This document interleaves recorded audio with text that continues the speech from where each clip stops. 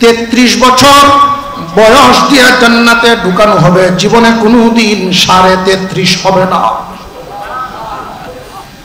জান্নাতের সামনে 2টা ঝর্ণা স্থাপন করা আছে, এর মধ্যে একটা দিয়া গোসল দেওয়া হবে আর একটার পানি পান করানো হবে।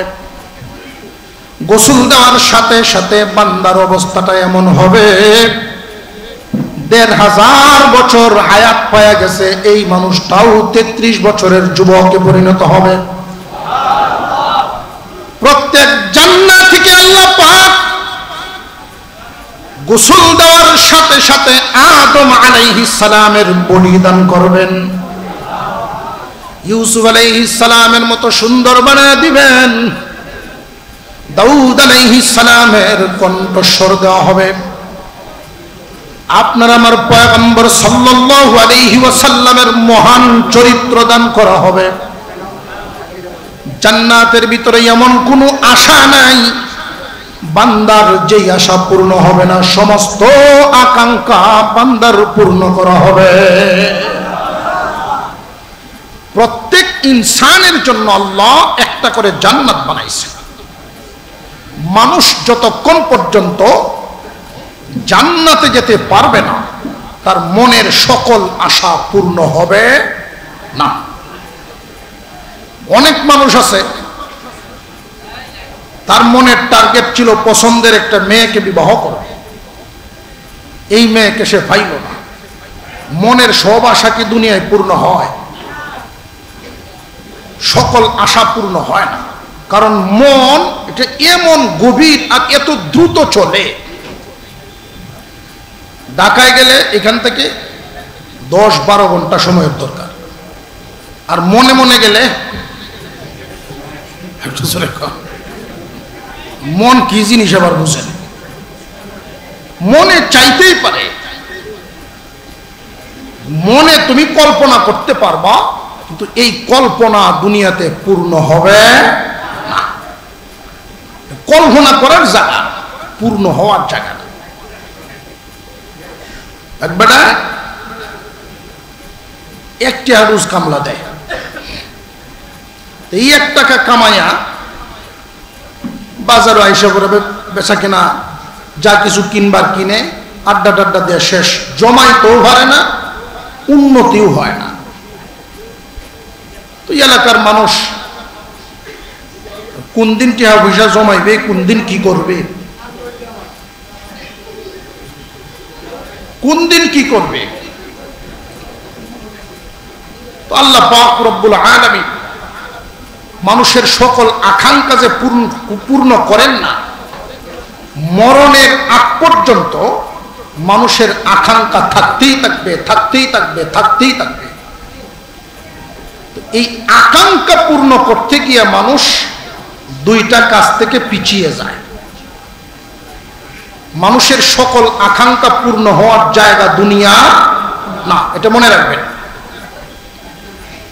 সকল আকাঙ্ক্ষা যদি পূর্ণ করা লাগে, এই পূর্ণ করার জন্য একটা জায়গা আল্লাহ বানায় রাখছেন, জায়গাটার নাম জান্নাত। মুসলমান ইমানদার ভাইরা আমার, আমার আপনার পয়গম্বর দাওয়াতের কাজ করেন, দাওয়াতের কাজ করেন। প্রভাবশালী মানুষ ইসলামের বিরোধিতায় লেগে গেল, শত্রুতায় লেগে গেল, আল্লাহ পাক রব্বুল আলামিন কোরআনের আয়াত নাজিল করে দিলেন, ও দুষ্ট আমার, ঘাবড়াবেন না, শুধু আপনি নন, সমস্ত পয়গম্বরের কাছেই দ্বীনের দাওয়াত দিয়া যাদেরকে আমি পাঠাইছি, আমি মানুষ বানাইছি, মানুষকে আমি জান্নাত দেব বলে দুনিয়ার জমিন পরীক্ষার হল বানায় পাঠাইলাম। একদিকে মানুষকে জান্নাতের রাস্তা দেখাইবার জন্য যুগে যুগে আল্লাহ নবী পাঠাইছেন, আবার আরেক দিকে ওই নবীগণের দাওয়াতের শত্রুর দল, শয়তানের দল পাঠাইছেন। একদল হলো দাওয়াতের পক্ষের, আরেক দল দাওয়াতের বিপক্ষের। একদল দাওয়াতের পক্ষের, আরেক দল বিপক্ষের, এটা নতুন নয়। নবী সমস্ত নবীগণের কাছে যুগে যুগে আল্লাহ এই অবস্থা করছেন।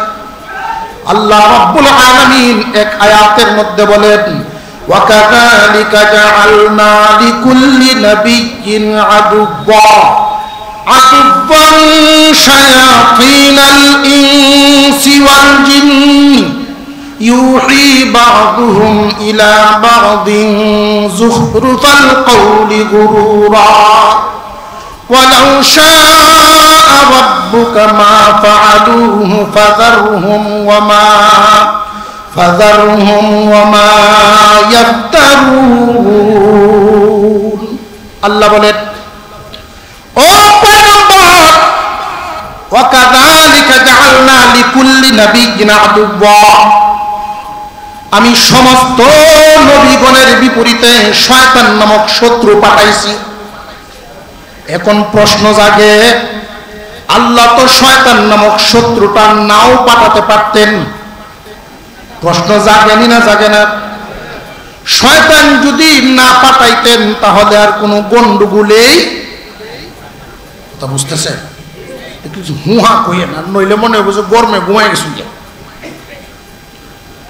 শয়তান যদি নাই থাকতো আমাদের কোনো অসুবিধা আছে? যত সমস্যার কারণে শয়তান। অনেক বাউল গাতকরা এই শয়তানের শয়তানিকে পুঁজি করে তারা আল্লাহকে দোষারোপ শুরু করে, না বুঝার কারণে যে তুমি শয়তান বানাইছো, তার দুকায় ভরে আমরা গুনার কাজ করি, তুমিই করাও, দোষারোপ করে।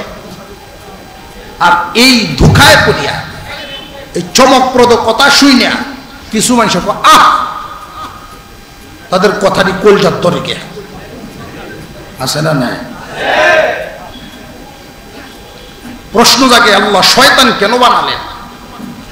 শয়তান যদি না বানাইতেন দুনিয়াটা পরীক্ষার কোনো হলেই হইতো না। মানুষকে আল্লাহ বানাইছেন, প্রত্যেকটা মানুষের ভিতরে আল্লাহ পাক যোগ্যতা দান করেছেন দুইটা। একটা যোগ্যতা নবীগণের দাওয়াত গ্রহণ করার যোগ্যতা, আর একটা যোগ্যতা শয়তানের দুখায় পড়ার যোগ্যতা। শয়তানের পথও গ্রহণ করতে পারবে, আবার নবীগণের পথ দেখানো পথও চলতে পারবে। যেই মানুষটা শয়তানের দুখা থেকে বাঁচিয়া নবীগণের দেখানো পথে চলতে থাকবে, তার জন্য এই রাস্তা হলো সিরাতে মুস্তাকিম। এই সিরাতে মুস্তাকিম আমার আপনার সামন থেকে শুরু হয়, জান্নাতের দরজায় গিয়া লাগে। সমস্ত নবীগণের দেখানো পথের নাম সিরাতে মুস্তাকিম। সমস্ত নবীগণের দেখানো পথের নাম কি? সিরাতে মুস্তাকিম। আল্লাহ পাক রব্বুল আলামিন বলেন, এমন কোন নবী নাই যেই নবীর শত্রু ছিল না, এমন কোন পয়গম্বর নাই, এমন কোন পয়গম্বর আল্লাহ দুনিয়ায় পাঠান নাই যার শত্রু ছিল না। আদুওয়ান শায়াতিনাল ইনসি ওয়াল জিন্নি, শয়তান আবার এক জাতের না। আল্লাহ পাক এই তিলাওয়াতকৃত আয়াতের মধ্যে উল্লেখ করেন শয়তান হইল দুই জাতের। শয়তান কয় জাতের? আদুওয়ান শায়াতিনাল ইনসি ওয়াল জিন্নি, মানুষ থেকেও শয়তান আছে, জিন্নাত থেকেও শয়তান আছে। কিছু হইল মানুষ শয়তান, আর কিছু হইল জিন শয়তান। এমন কোন নবী নাই যেই নবীর বিরুদ্ধে জিন এবং মানুষ শয়তান ছিল না। সমস্ত নবীগণের বিরুদ্ধে জিন এবং মানুষ শয়তান ছিল। এখন আমাদের বুঝতে হবে নবীগণের বিরুদ্ধে তারা শয়তানি কেন করলো, কখন করলো। আমার আপনার নবীর জীবনী সম্পর্কে অনেকেই জানেন। হুজুর সাল্লাল্লাহু আলাইহি ওয়াসাল্লামকে আল্লাহ পাক নবুয়তি দান করেছেন কত বছর বয়সে? আরো জোরে কর। 40 বছর বয়সের সময় হুজুর সাল্লাল্লাহু আলাইহি ওয়াসাল্লামকে আল্লাহ নবুয়তি দান করেছেন। এর আগ পর্যন্ত আল্লাহর রাসূলের কোনো শত্রু ছিল? আরো জোরে কর। বরং মক্কার মানুষ যারা মক্কা পরিচালনা করে, লিডাররা, আপনার আমার নবীকে একটা টাইটেল দিয়েছিলেন, আল আমিন উপাধি দিয়েছিলেন। ঠিক না বেঠিক? যারা আল আমিন উপাধি দিয়েছেন, পরবর্তীতে 40-এর পরে নবুয়ত পাওয়ার পরে তারাই রাসূলের শত্রু হয়ে গেছে। কথা বুঝে আসতেছে আপনাদের? এতে বোঝা গেল বিরোধিতাটা মূলত মুহাম্মাদের সাথে না, যেই মিশন পাঠাইছেন আল্লাহর পক্ষ থেকে নবুয়ত, ওই নবুয়তের বিরুদ্ধে দাঁড়াইছে তারা। ঠিক না ঠিক? মানুষ শয়তান আর জিন শয়তান নবীগণের বিরুদ্ধে যে বিরোধিতা করেছে, শত্রুতা করেছে, মূলত নবীর বিরুদ্ধে না আল্লাহ দেওয়া মিশনের বিরুদ্ধে। কথাটা বুঝতেছেন তো? আল আমিন উপাধি দিয়েছে আবু জেহেলের গোষ্ঠী, তার দল সকলে মিলে। আবু জেহেলের এক খুব ঘনিষ্ঠ বন্ধু কানে কানে জিজ্ঞাসা করে, তোকে একটা কথা বলি। বলে কি? মুহাম্মদ কি সত্য বলে না মিথ্যা বলে? আবু জেহেল কি আসলে বুকা না কুক বাপ্পা? বাপ্পা। সে চিন্তায় পড়ে গেল। আমাকে যে প্রশ্নটা করলো, মুহাম্মদ সত্য বলে না মিথ্যা বলে, যদি এখন বলি যে মুহাম্মদ মিথ্যা বলে, আমাকে উল্টায় প্রশ্ন করব, মিথ্যাবাদীকে আল আমিন উপাধি তুমি কেন দিছলা?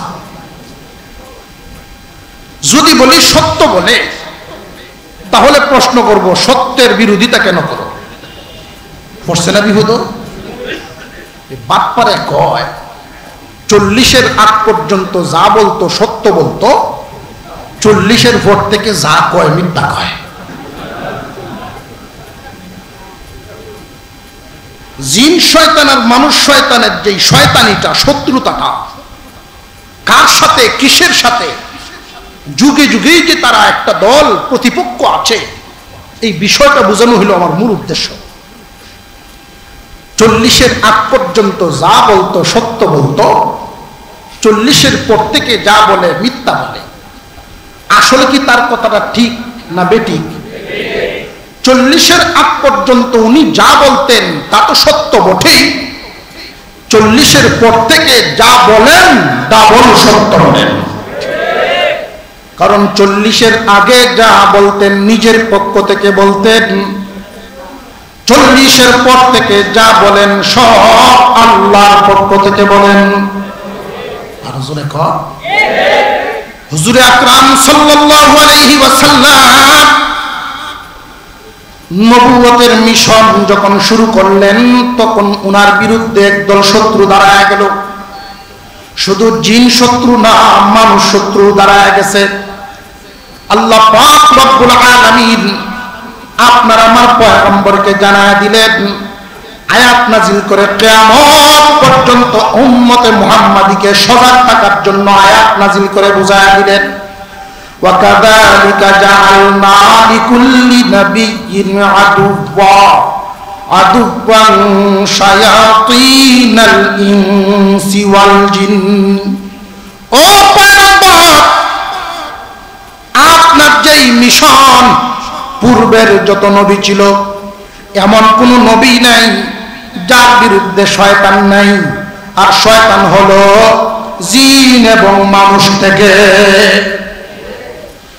তারা এই নবুয়তের বিরোধিতাটা যে করবে, কেমনে করবে?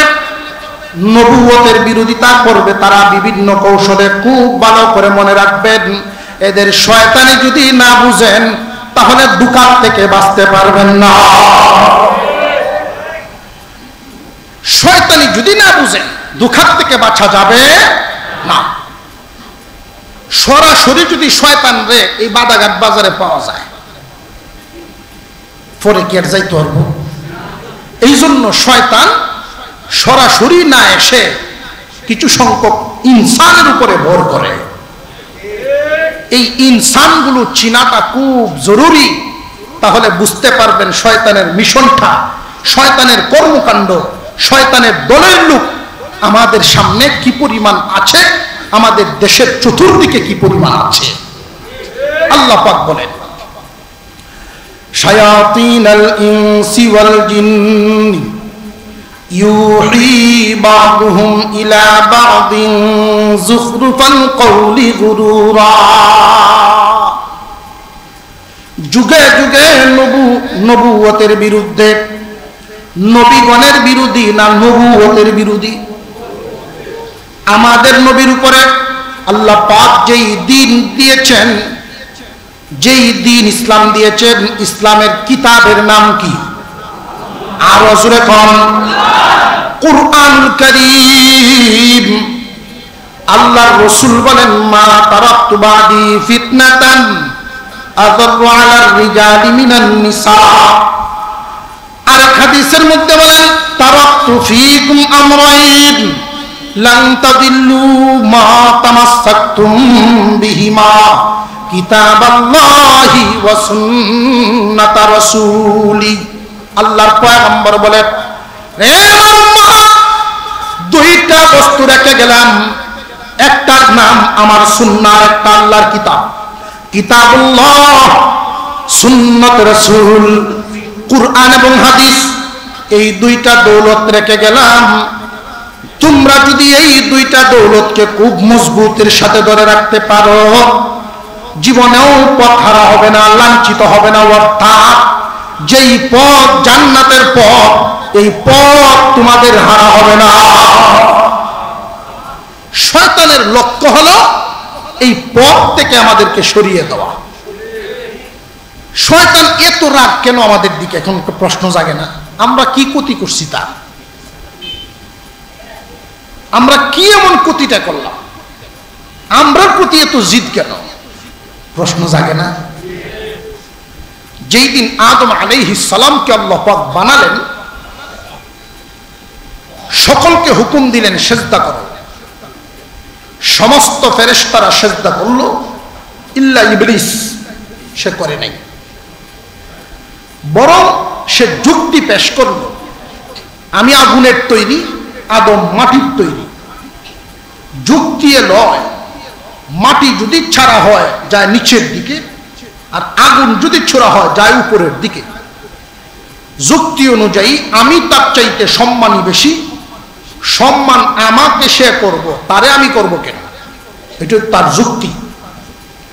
আল্লাহর সামনে কি এই যুক্তি পেশ করে সে কি আদো বলা হইল না বেয়াদবি? জেনে রাখবেন, পৃথিবীর সর্বপ্রথম থেকে তখন সে কি বলেছিল তার এই কথাটা স্মরণ করেন, আল্লাহ পাক কোরআনে উল্লেখ করে দিলেন। قال فبما أغويتني لأقعدن لهم صراطك المستقيم قال فبما أغويتني। শয়তান বলা শুরু করলো, যার কারণে আমি লাঞ্ছিত হলাম, অপমানিত হলাম, বিতাড়িত হলাম। লাআকুদান্না লাহুম সিরাতাকাল মুস্তাকিম, আমি বসে যাব তার রাস্তায়, বসে যাব তার রাস্তায়, আমি বসা থাকবো তার রাস্তায়। ইলা সিরাতাল মুস্তাকিম, সিরাতাকাল মুস্তাকিম, তুমি যে রাস্তা দিছো, সিরাতে মুস্তাকিম, যেই রাস্তাটা তুমি দিছো, যুগে যুগে নবীগণের মাধ্যমে যেই রাস্তা তুমি দিবা, তোমার দেওয়া রাস্তায় আমি বসে থাকবো, যেন জান্নাতে যাইতে না পারে। এই আদমের কারণে আমি লাঞ্ছিত, বিতাড়িত। সুতরাং তুমি যেই রাস্তা পাঠাইবা, এই রাস্তায় আমি বসে থাকবো। বৈশাখ কি করবে? সুম্মা লাআতিয়ান্নাহুম মিন বাইনি আইদিহিম ওয়া মিন খালফিহিম ওয়া আন আইমানিহিম ওয়া আন শামাইলিহিম ওয়া লা তাজিদু আকসারাহুম শাকিরিন। আমি তার পথে বসে এমন ভাবে ধোঁকা দিব, তার সামন থেকেও ধোঁকা দিব, পিছন থেকেও ধোঁকা দিব, ডান দিক থেকেও দিব, বাম দিক থেকেও দিব। এমন ভাবে তোরে ধোঁকা দিব, এত ধোঁকা দিব, এত ধোঁকা দিব, তুমি দেখো সামান্য কিছু মানুষ ছাড়া তোমার খাঁটি বান্দা শুকরগুজার বান্দা পাইবা না। আমি সবকেই দুঃখা দিয়া জাহান্নামী বানাইব, পথ হারা বানায় ফেলবো। সঠিক পথে চলতে আমি মানুষকে দিব না। এই মানুষ জাতির জন্য আমি ক্ষতিগ্রস্ত, সুতরাং তাদেরকে সহি পথে আমি চলতে দিব না। শয়তান যে আমাদেরকে ধোঁকা দিবে, এই কথাটা কি নতুন না পুরাতন? পুরাতন।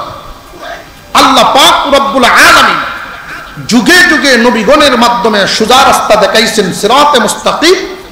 আর সেই সিরাতে মুস্তাকিমের মধ্যে বসে বাধা দিয়েছে কে? আরো জোরে কর, শয়তান। এই শয়তান এক প্রকার না দুই প্রকার? আরো জোরে কর, দুই প্রকার। শয়তান, জিন শয়তান সরাসরি, আর মানুষের উপরে নির্ভর করে মানুষ শয়তান ও শয়তানের এক দল।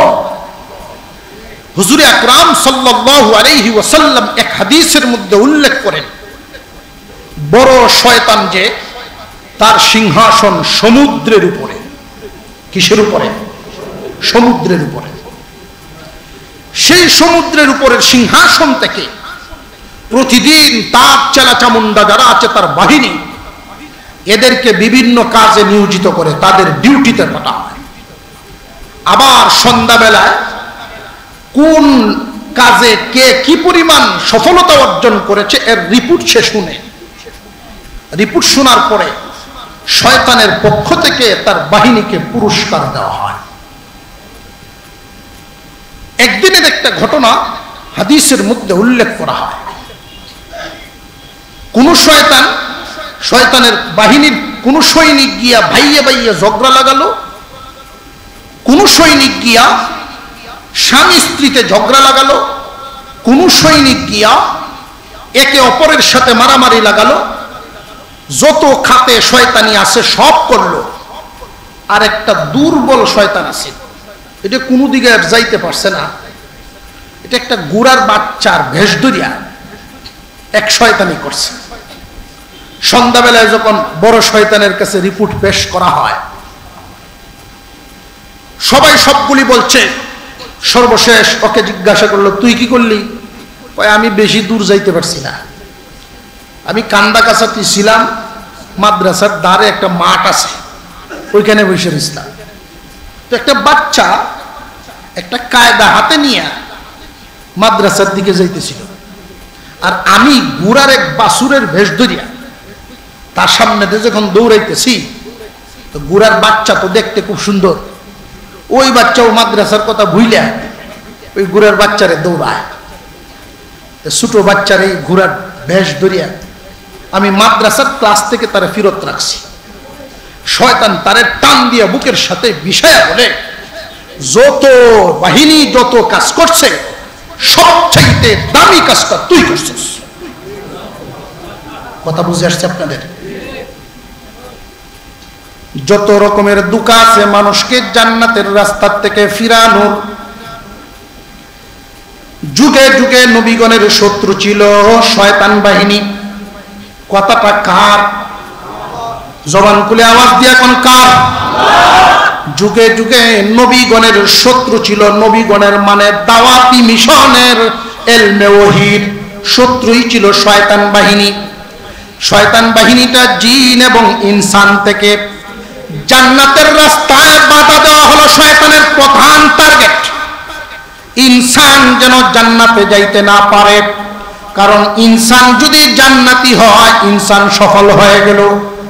আর জান্নাতে যাওয়ার রাস্তায় বাধা দেওয়ার যত পথ আছে এর মধ্যে প্রধান পথ হইল ইলমে দ্বীনের, ইলম থেকে, ইলমে ওহী থেকে নবীগণ যা নিয়ে আসছেন এর থেকে বাধা দেওয়া হলো শয়তানের এক নাম্বার টার্গেট। কথা বুঝে আসতেছে আপনাদের? আপনি আমল করবেন জান্নাতে যাওয়ার জন্য। প্রথমেই শুরু করছি, কথাগুলি ভুলে গেলে হবে না। জান্নাতে যাওয়ার জন্য কয়টা দৌলত লাগবে? দুইটা, ঈমান এবং নেক আমল। ঈমান এবং নেক আমল। নেক আমল করতে গেলে ইলমের দরকার আছে না নাই? আরো জোরে কর। নেক আমল করতে গেলে ইলমের দরকার, না জানলে যা হয়। করোনা আইসিন না, করোনা দেশ মসজিদে যাওয়া নিষেধ, মুসল্লিদেরকে নিষেধ দেওয়া হয়েছে। তো যার যার বাংলা ঘর, বড় ঘর, 20 জন 30 জন করে তারা বাড়ি ঘরের মানুষ মিলে নামাজ পড়ে। তো মাদ্রাসার এক ছাত্র রাখছে খতমে তারাবি হইতো না, সূরা তারাবি পড়াইব। তো ছোট এক ছাত্র প্রতিদিন তারাবি পড়ায় আসে। খুব বৃষ্টি নামছে, এই দিন আর মাদ্রাসার ছাত্র আসতে পারে নাই। তখন বাড়ি ঘরের মানুষ 10-12 জন, তারা তো পড়তো। ইমামতি কে করব? মানে একজন আর একজন রেখো, একজন আর একজন রেখো। তো যিনি মুরব্বী মানুষ বলে, মাস্টার সাহেব আপনিই পড়েন।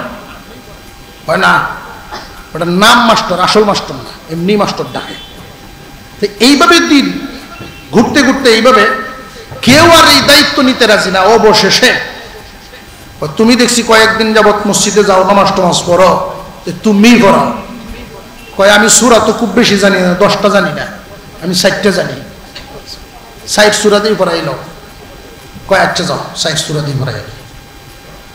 নামাজ 60 সূরাতেই পড়াইছে ঠিক, তো 4 রাকাত 6 রাকাত পড়ে পড়ে সহু সেজদা দেয়। 4 রাকাত 6 রাকাত পড়ে পড়ে সহু সেজদা দেয়। নামাজ শেষ হয়েছে। 6-7-এ পড়ে এক ছেলে এটাই জিজ্ঞেস, দাদা তুমি ঘন ঘন সহু সেজদা দিছ, তোর কন যেত না, এর ছাড়ে না, ফিস ধরছি ওই কোনা কইতি, ওটা সবার সামনে বলা যেত না। এ বৈশা দিছে। সব যখন বিদায় হয়েছে, কয় দাদা কই বাজে? কয় আজকে আমার একটু গ্যাস হয়ে গেছে, একটু পরে পরে বাতাস এসে পরে আমি চেষ্টা করছি আটকানোর, পারছি না, কোন রকম করে সৌ সেজদাতে দিয়ে নামাজটা ঠিক রাখছি। জানায় না না জানায়? কয় কারণে ওযু ভাঙ্গে, এটা যদি জানা না থাকে তাহলে ওযু ছাড়াই তো নামাজ পড়ব। কথা বুঝে আসতেছে?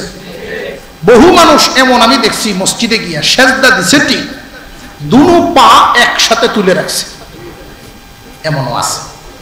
এই কাজটা কি জানিয়া করলো না না জানিয়া? না জানার কারণে। নামাজ এই যে তার হবে না, না জানার কারণে। তো শয়তানের 1 নাম্বার টার্গেট হবে হুজুর সাল্লাল্লাহু আলাইহি ওয়াসাল্লাম যেই নবুয়তির মিশন নিয়ে আসলেন, এই নবুয়তি মিশনে বিরোধিতা করবে জিন শয়তান আর মানুষ শয়তান। এই জিন শয়তান আর মানুষ শয়তানের যেই বাধাটা হবে, যেই মিশনটা টার্গেট হবে, তাদের প্রধান টার্গেটই হলো উম্মতে মুহাম্মাদীকে ইলমে দ্বীন থেকে দূরে সরায় রাখা। আর ইলমে দ্বীন থেকে দূরে সরাবে কেমনে, এই কেমনেটাও আল্লাহ উল্লেখ করে দেন। কোন সুবহানাল্লাহ। وَكَذَلِكَ جَعَلْنَا لِكُلِّ نَبِيٍّ عَدُوًّا شَيَاطِينَ الْإِنسِ وَالْجِنِّ يُوحِي بَعْضُهُمْ إِلَى بَعْضٍ زُخْرُفَ الْقَوْلِ غُرُورًا। আল্লাহ পাক রব্বুল আলামিন বলেন, দোস্ত আমার, নবুয়তি মিশনের বিরোধিতা, নবীগণের শত্রু এমন কোন যুগ, এমন কোন নবী ছিল না যেই নবীর শত্রু ছিল না। তবে নবীগণের শত্রু যারা শয়তান এবং জিন শয়তান মানুষ শয়তান, তারা নবীগণের শত্রুতা করত একে অপরের সাথে চমকপ্রদ চটকদার কথা বলার মাধ্যমে। চটকদার কথা, যুখরুফাল কওলি গুরুরা, এই চটকদার কথার মাধ্যমে মানুষকে ইলমে দ্বীন থেকে দূরে সরিয়ে রাখা জিন শয়তান আর মানুষ শয়তানের কাজ। এই চটকদার কথাটা কি? চটকদার কথাটা হলো, নবীগণকে গিয়ে লোকেরা বলতো, নূহ আলাইহিস সালাম যখন কালিমার দাওয়াত দেন, মুসা আলাইহিস সালাম যখন বনী ইসরাঈলকে দাওয়াত দেন, ইউসুফ আলাইহিস সালাম যখন দাওয়াত দেন, সুলাইমান আলাইহিস সালাম যখন দাওয়াত দেন, ইব্রাহিম আলাইহিস সালাম যখন দাওয়াত দেন, ঈসা আলাইহিস সালাম যখন দাওয়াত দেন, আমার আপনার নবী যখন দাওয়াত দেন, জিন শয়তান সরাসরি সামনে আসে না, মানুষের ঘাড়ের উপর ভর করে একদল মানুষ শয়তানকে নবীর মুখোমুখি করে দিল। আর তারা এসে যে কথাটা বলছিল, চটকদার কথা, আল্লাহ যে বলেন যুখরুফাল কওলি গুরুরা, চটকদার কথার মাধ্যমে এই মিশনের বিরোধিতা করবে একদল মানুষ শয়তান। তারা বলছিল, ও মুহাম্মদ, তুমি যেই দ্বীনের দাওয়াত নিয়ে আইছো, তুমি যেই বিধিবিধান নিয়ে আইছো, তা সমাজের কোন কাজে লাগে? দুনিয়াবি কোন কাজে লাগে? দুনিয়ার কোনো কাজে তো লাগে না। এই শিক্ষায় তো আমরা তেমন উন্নতি লাভ করতে পারবো না। তাদের কথাটা ছিল, প্রশ্নটা ছিল এক নাম্বার এটা, যে তোমার এই ইলমে ওহীর শিক্ষার মাধ্যমে দুনিয়ার কি ফায়দা হয়? বর্তমান সময়ে এই কথাগুলো আপনারা শুনেন কিনা, যে মাদ্রাসার শিক্ষা অর্জন করলে, মাদ্রাসার পড়াশোনা করাইলে দুনিয়ার কোনো কাজে লাগে না, সরকারি কোনো চাকরি পাওয়া যায় না, দুনিয়ার কোনো কাজে লাগে না। এই চটকদার কথাগুলো এখনো পর্যন্ত আছে না নাই? বুঝে রাখবেন, কথা কিন্তু নতুন না, কথাগুলো পুরান, কথাগুলো পুরাতন। নূহ পয়গম্বরের সামনেও এই কথা আসছিল, ইব্রাহিম আলাইহিস সালামের সামনেও আসছিল, আমাদের সামনেও আছে, কিয়ামত পর্যন্ত থাকবে।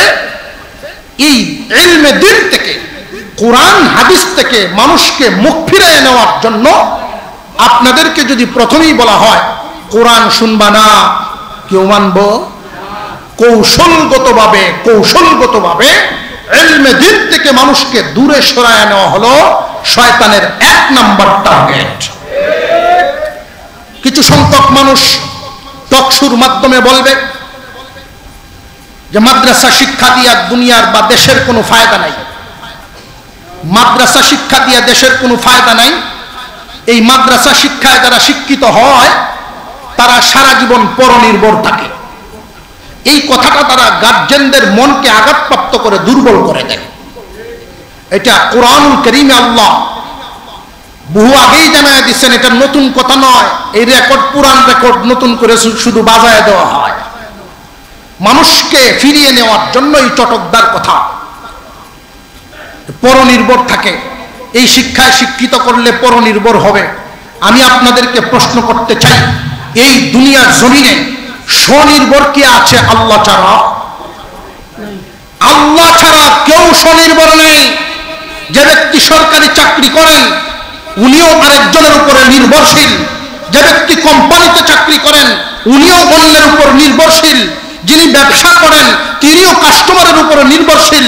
এই জগতে এমন কোনো মানুষ নেই একে অপরের প্রতি নির্ভরশীল হয় না, একমাত্র স্বনির্ভর আল্লাহ সুবহানাহু। এগুলো চটকদার কথা। আল্লাহ কোরআনে আরো আগেই বলে দিয়েছেন, ইউহি বা'দুহুম ইলা বা'দিন যুখরুফাল কওলি গুরুরা।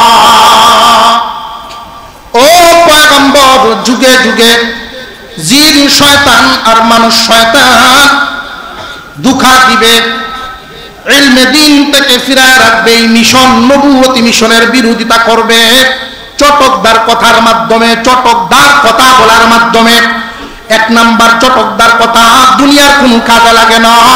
এই শিক্ষা অর্জন করে পরনির্ভর হয়ে যায় মানুষ। এই দুনিয়ার জমিনে কেউ স্বনির্ভর নাই। দুই নাম্বার, আমি আপনাদেরকে জিজ্ঞাসা করি, তাহলে কি প্রশ্ন জাগতে পারে, তাহলে কি আমরা জাগতিক শিক্ষা গ্রহণ করব না? হ্যাঁ, গ্রহণ করব, এটা নিষেধ না। জাগতিক শিক্ষা নিষেধ না। শয়তানের টার্গেটটা আমাদের বুঝতে হবে, ওর শয়তানির জাল থেকে বাহিরে থাকতে হবে।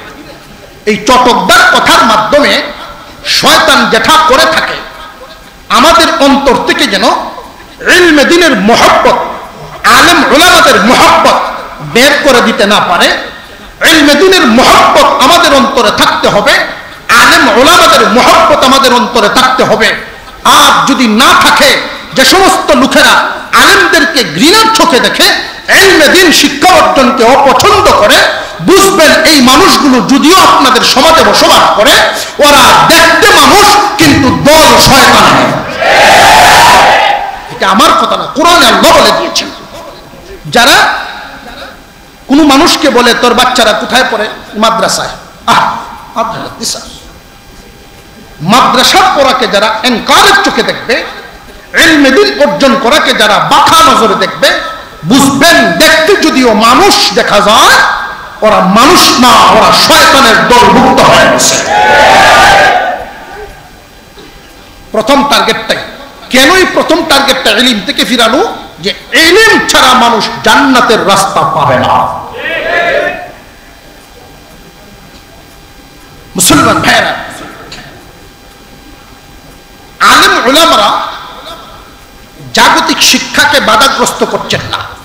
জাগতিক শিক্ষা এটা কি ইলমে ওহীর না কোনো মানুষের আবিষ্কার? ফ্যান ঘুরতেছে, এটার একটা ফায়দা আমরা হাসিল করতেছি, এটা একটা মানুষের আবিষ্কার, ঠিক না বেটি? এই লাইনে জাগতিক শিক্ষায় যারা শিক্ষিত হয়, আমরা প্রশ্ন করি যে সমস্ত লোকেরা বাধা দেয় এবং এই পরামর্শ দেয় যে মাদ্রাসা শিক্ষায় শিক্ষিত না করে জেনারেল শিক্ষায় শিক্ষিত করে, আমরা কেন নবীগণের দেওয়া এই কোরআন হাদিস গ্রহণ করব? আমরা তাদেরকে বলবো যে মানুষের সাজানো এই পৃথিবীতে যত শিক্ষা ব্যবস্থা আছে, ইলমে ওহীর সামনে এগুলো মোকাবেলা করবেন। মোকাবেলা কোনটার মান কত? ইলমে ওহী আল্লাহর পক্ষ থেকে আসা, আল্লাহর পক্ষ থেকে আসা। জাগতিক শিক্ষা মানুষের আবিষ্কৃত করা। একজন আত্মসম্মানবোধ মানুষ এই কথা বলতে পারে যে আমি মানুষের শিখানোটা গ্রহণ করব আগে, নাকি আল্লাহর দেওয়া ইলম গ্রহণ করব আগে? মানুষের দেওয়া শিক্ষাকে সম্মান দেব বেশি, নাকি আল্লাহর দেওয়া পাঠানো শিক্ষাকে সম্মান দিব বেশি? কথা বুঝে আসতেছে আপনাদের?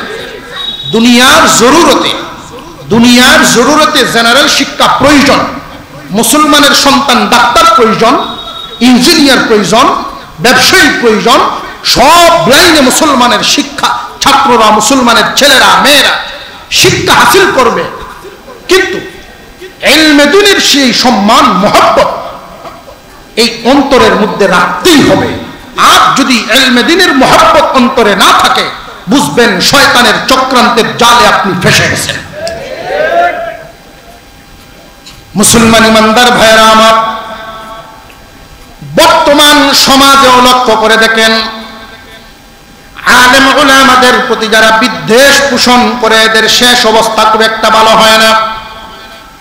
যুগ যুগ ধরে আল্লাহ পাক রব্বুল আলামিন জানায়া দিয়েছেন, ও পয়গম্বর, জিন শয়তান আর মানুষ শয়তান চটকদার কথার মাধ্যমে, চটকদার বুলির মাধ্যমে মানুষকে ইলমে দ্বীন থেকে দূরে সরায় রাখবে।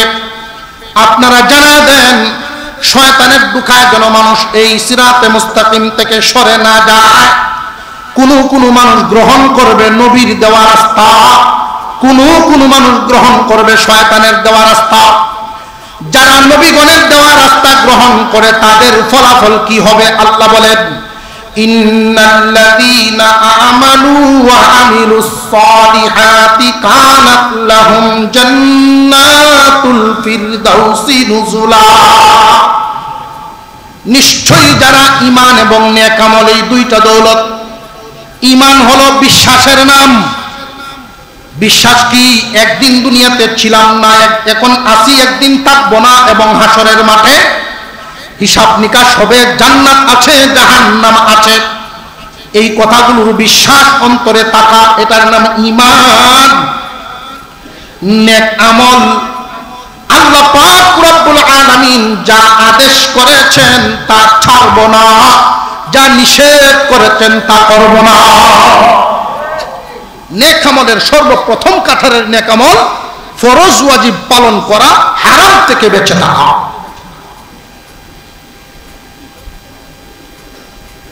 ঈমান আনার পরে এই মিশনটা যারা ধরে রাখবে যে আমি ফরজ ওয়াজিব ছাড়বো না, হারাম কাজ করব না, ফরজ ওয়াজিব ছাড়বো না, হারাম কাজ, এটা মুখস্থ হয়ে যেত, ফরজ ওয়াজিব ছাড়বো না, হারাম কাজ করব না।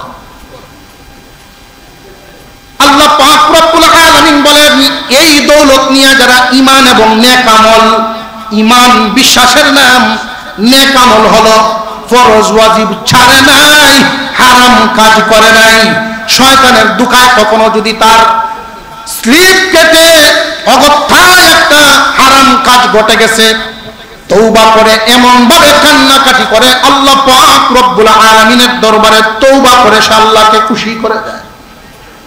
এই একটা দৌলত, হারাম কাজ করে না, ফরজ ওয়াজিব ছাড়ে না। ওই মানুষগুলো যেই দিন দুনিয়ার থেকে বিদায় হবে, আল্লাহ বলেন কানাত লাহুম জান্নাতুল ফিরদাউসি নুজুলা, জান্নাতুল ফিরদাউসের মেহমান বানানো হবে। এই জান্নাতুল ফিরদাউসের মেহমান হতে হলে এই ফরজ ওয়াজিব ছাড়া যাবে না, হারাম কাজ করা যাবে না। এখন এই জায়গায় আসে, ফরজ ওয়াজিব যদি আপনি পালন করে যান, তাহলে মনের অনেক অনিচ্ছাকৃত ইচ্ছাকৃত অর্থাৎ মনের সাথে যুদ্ধ করতে হবে, ঠিক না ঠিক? হারাম থেকে যদি বাঁচতে হয়, মনের সাথে আপনার যুদ্ধ করতে হবে। জেনে রাখবেন, এই দুনিয়ার জমিনে মনের সকল আকাঙ্ক্ষা পূর্ণ হবে না। মনের সকল আকাঙ্ক্ষা পূর্ণ করার জায়গা আল্লাহ বানায় রাখছেন, জায়গাটার নাম আল্লাহ পাক রব্বুল আলামিন বুঝায় দিলেন, তোমার মনে একটা আকাঙ্ক্ষা ছিল টিনের ঘর পাল্টায়া বিল্ডিং বানাইবা। টিনের ঘরটা পাল্টায় যদি বিল্ডিং বানাইতে হয়, মনের এই আকাঙ্ক্ষা যদি পূরণ করা লাগে, তাহলে সুদ খাওয়া লাগবে। মন রে তুমি বুঝাইতেছো, মন রে তোমার এই আকাঙ্ক্ষা পূরণ করা যাবে না, কারণ হারাম কাজ আমি করব না। মনের অনেক আকাঙ্ক্ষা এমন পূর্ণ হবে না, মনে চায় কিন্তু পূর্ণ হবে না, আল্লাহর দেওয়া নিষেধ হারাম হওয়ার কারণে মনের আশাগুলো মনেই রয়ে গেল। আল্লাহ পাক রব্বুল আলামিন যেইগুলো ফরজ এবং ওয়াজিব করেছেন, মনে চায় না পালন করতে, এরপরেও মন রে বোঝানো লাগবে, মন রে তোমার কথায় চলা যাবে না, আল্লাহর হুকুম পালন করা লাগবে, ফরজ এবং ওয়াজিব পালন করা লাগবে, হারাম থেকে বাঁচতে হবে, ফরজ ওয়াজিব ধরতে হবে। মনের সাথে যুদ্ধ করিয়া যদি দুনিয়ার থেকে বিদায় হতে পারেন, আল্লাহ পাক রব্বুল আলামিন জান্নাতের মেহমান বানাবেন। মেহমান প্রশ্ন জাগে, রাখবেন কতদিন? আল্লাহ নিজেই বলেন পরের আয়াতে, খালিদিনা ফিহা, চিরদিন চিরদিন শুরু আছে, যার কোনো শেষ নাই, চিরদিন। এখন আমাদের একটা প্রশ্ন জাগে, যে আমাদের মন, আমাদের স্বভাব হইল এক জিনিসে মন বেশি টিকে না। দেখবেন বুড়া মানুষেরও যদি কেউ জিজ্ঞাসা করে, নাতিয়ে জিগায়, দাদারে, দাদা তোমারে যদি এখন একটা বিয়া করাইতাম, দূর শয়তান, দূর দুষ্ট, এখন আমার এতে সময় রয়েছে, মনে মনে কিন্তু খুব খুশি। কোন একটা ঘরের রং 10 বছর হয়ে গেলে প্রত্যেকেই চায় এই রংটা পরিবর্তন করতে। কোন এক জায়গায় বেশি দিন থাকতে থাকতে তার মন চায় একটু সফর করতে। এক জিনিসে আমাদের মন বেশি দিন টিকে না, এক জায়গায় টিকে না। যে আল্লাহ যে আমাদেরকে জান্নাতের মেহমান বানায়া, মেহমান কেন বললাম একটু আগে, কথাটা মনে আছে তো? মেহমানের যেমন কোনো কষ্ট নাই, চিন্তা নাই, কোত্থেকে কি আসবে পেরেশানি নাই, জান্নাতে কোনো পেরেশানি নেই। চিরদিন সেখানে থাকলে পরে আমাদের কি কখনো মন এমন হতে পারে যে ঘরে একটা বদলানো পাইতাম, আরেক জায়গায় যাইতাম, এরকম কি হয়ে যায় কিনা? আল্লাহ পাক এই জন্য কোরআনে বলে দিলেন, খালিদিনা ফিহা লা ইয়াবগুনা আনহা হিওয়ালা।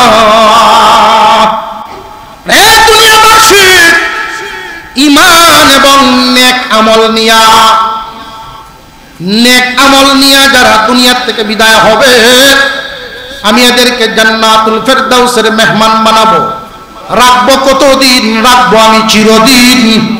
এই চিরদিন থাকলে তোমাদের মন কি কখনো নড়তে চাইবে যে না না, আমি তোমাদের জন্য এই জান্নাত এমন ভাবে গঠন করেছি রে, যেই গঠনকৃত যেই অবস্থা জান্নাতের নিয়ামত, জান্নাতের আকৃতি, জান্নাতের সৌন্দর্য কোন চক্ষু কোনদিন দেখে নাই, কোন অন্তর কোনদিন কল্পনা করতে পারে নাই, কোন হাত কোনদিন স্পর্শ করতে পারে নাই, এমন ভাবে সাজায় রাখছি তোমার অন্তর কোনদিন জান্নাত থেকে বের হইতে চাইবে না। এত সুন্দর নিয়ামতের জায়গা বানায় রাখছেন। সমস্ত মানুষের জন্য একটা করে জান্নাত বানায় রাখছেন আল্লাহ। যাইতে রাজি আছেননি? আল্লাহ পাক রব্বুল আলামিন এই দুনিয়ার জমিনে আমাদেরকে পাঠাইছেন। আমরা প্রথমে ছিলাম রূহের জগতে, এরপরে আসছি মার গর্ভে, এখন আসি দুনিয়ায়, থাকবো না। আমাদের শেষ ঠিকানা হবে জান্নাত। তবে এই জান্নাতে যাওয়ার আগে একটা স্টপিজ দিতে হবে। হাসরের মাঠে আল্লাহর সামনে বিচার। এই বিচারের মাঠে যাওয়ার আগে একটা স্টেশন আছে। স্টেশন বললাম এই কারণে, খুব ভালো করে বুঝবেন, কবরের জগৎ। এই কবরের জগৎটাকে আসলে থাকার জায়গা না স্টেশন? আরো জোরে কম। খুতবায় একখান হাদিস পড়েছিলাম, আল্লাহর রাসূল বলেন, قال النبي صلى الله عليه وسلم تموتون كما تحيون وتحشرون كما تموتون। আরেক হাদিসের মধ্যে আল্লাহর রাসূল বলেন, قال النبي صلى الله عليه وسلم القبر روضة من رياض الجنة أو حفرة من حفر النار। কবর হয়তো জাহান্নামের একটা গর্ত হবে, নইলে জান্নাতের একটা বাগান হবে। তোমার চলন যদি ভালো হয়, মরণ ভালো হবে। মরণ যদি ভালো হয়, কবর, হাসর, মিজান সব ভালো হবে। চলনই বলে দিবে তোমার মরণ কেমন হবে। শুরু থেকে যে কথাগুলো, শয়তান আমাদের নতুন শত্রু না পুরান? তার কি এমন ক্ষতি করলাম আমরা? সে যে আমার শত্রু হইল, যে সে যে জান্নাত ছাড়লো, এই রাগে আমাদের জান্নাতে যাওয়ার পথে সে বাধা হয়। তা বুঝে আসতেছে? সেই বাধাটা যে দেয়, আল্লাহ পাক আয়াত নাজিল করে বুঝাইয়া দিলেন, এই বাধাটা সে একা দিবে না। যে সমস্ত মানুষ জাহান্নামী তারা তার দলের লোক। জিন শয়তান এবং মানুষ শয়তান মিলেই জান্নাতের রাস্তার বাধা হবে। আর জান্নাতের রাস্তার বাধা দেওয়ার যত কল কায়দা আছে, লক্ষ্য করে দেখেন, তামাম দুনিয়াতে ইসলামের বিরুদ্ধে শত্রুতা, ইসলামের বিরুদ্ধে যত মিশন কি একটা না বহু? আরো জোরে কর। ইসলামের বিরুদ্ধে, মুসলমানদের বিরুদ্ধে যত শত্রুতা, এটি কি এক লাইনে না বহু লাইনে? এই বহু লাইনের টার্গেট একটা। বহু লাইনের টার্গেট একটা। সেটা বলে দেই, উম্মত ঘুমে থাকার সময় নেই। আর কত ঘুমে থাকবেন না।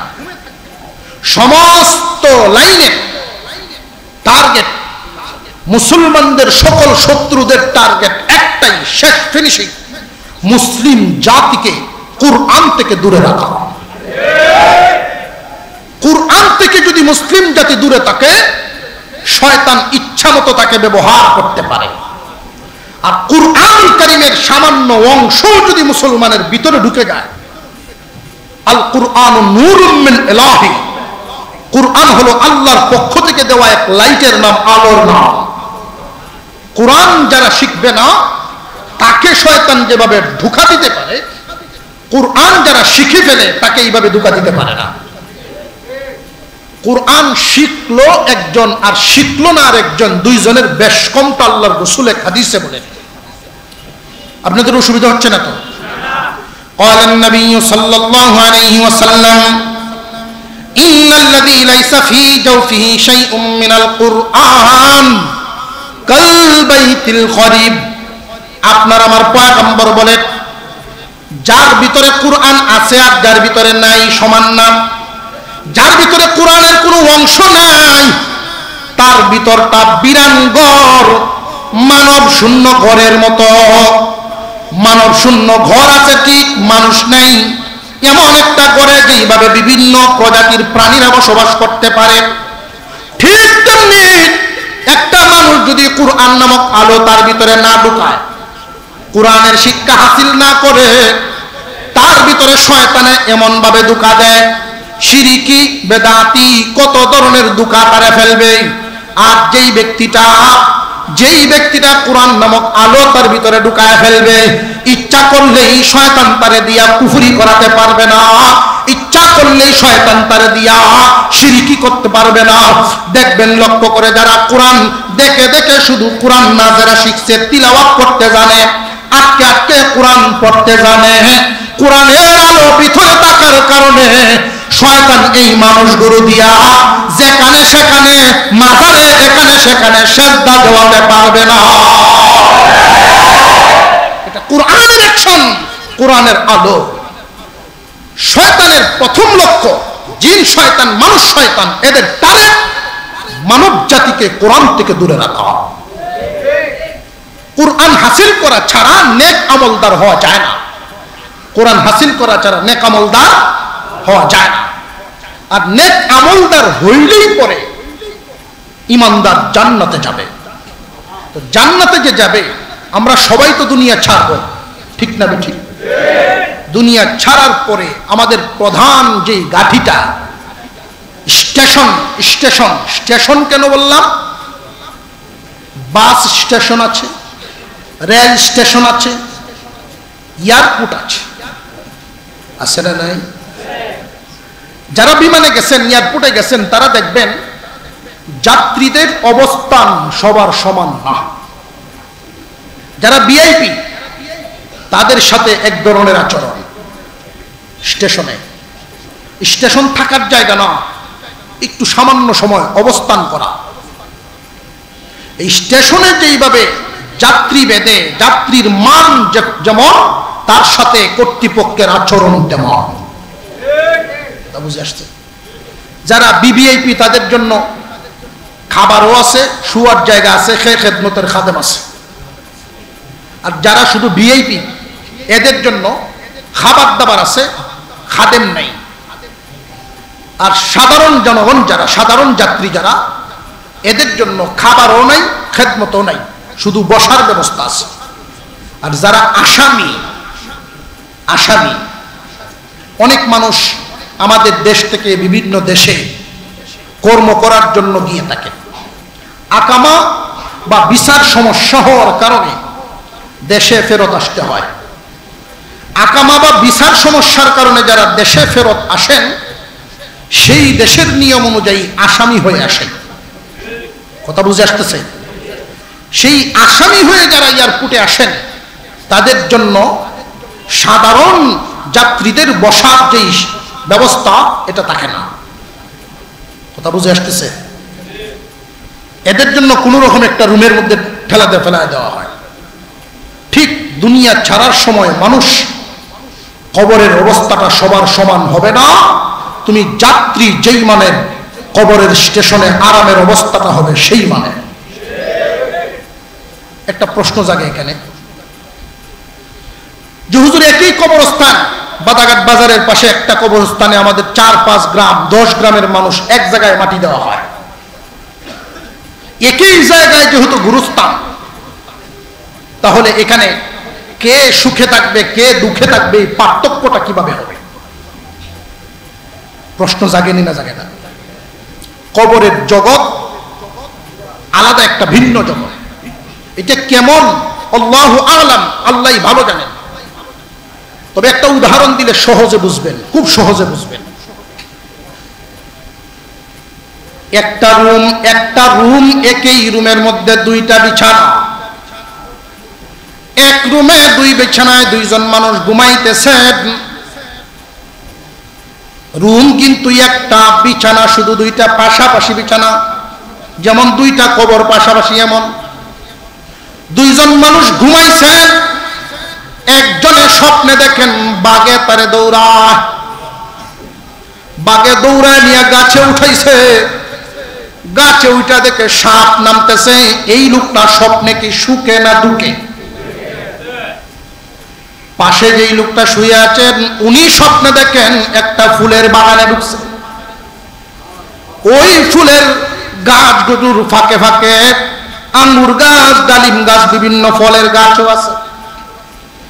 উনার সুন্দরী বিবি শরবতের গ্লাস হাতে নিয়ে পিছনে পিছনে ঘুরতেছেন। বসার জায়গা আছে, উনি বৈশা আরাম করে শরবত খান। তার স্বপ্নটা কি দুঃখের না সুখের? স্বপ্ন কি দুইজনের সমান না বেশ কম? যদিও একই রুমে দুইজনের হালত দুই রকম, এটা তো দুনিয়ার একটা চিত্র মাত্র। মহান আল্লাহ পাক কবরের মধ্যে দুনিয়ার অবস্থা, যাত্রীর অবস্থা যেমন, কবরের হালত হবে তোমার তেমন।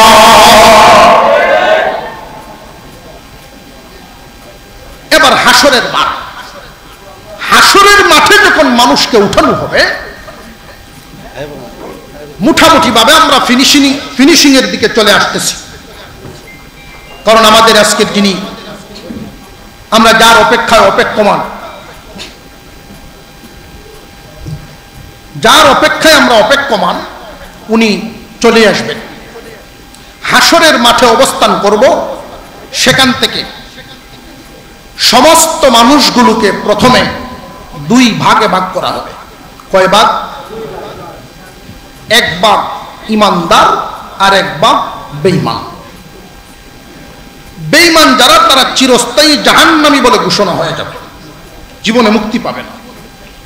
আর সরিষার দানের পরিমাণও ইমান ছিল, এই মানুষটাও ডান হাতে আমল নামা নিয়ে জান্নাতি বলে ঘোষণা হবে। ডান হাতে আমল নামা নিল একদল জান্নাতি, বাম হাতে আমল নামা নিল একদল জাহান্নামী। কয় ভাগ হইল? দুই ভাগ। জাহান্নামে যারা এই মুহূর্তে গেল তারা চিরস্থায়ী, এদের কোনো মুক্তি নেই। এখন জান্নাতে যে খারাইল ডান দিক দিয়া, ডান হাতে আমল নামা নিয়া, তারা সমস্ত মুসলমান ইমানদার একসাথে জান্নাতে যাবে না, একসাথে জান্নাতে যাবে না। কেন? যে সকলের আমলের অবস্থা সমান না। যদিও ইমান নিয়ে মারা গেছে, আমলের অবস্থা সমান না।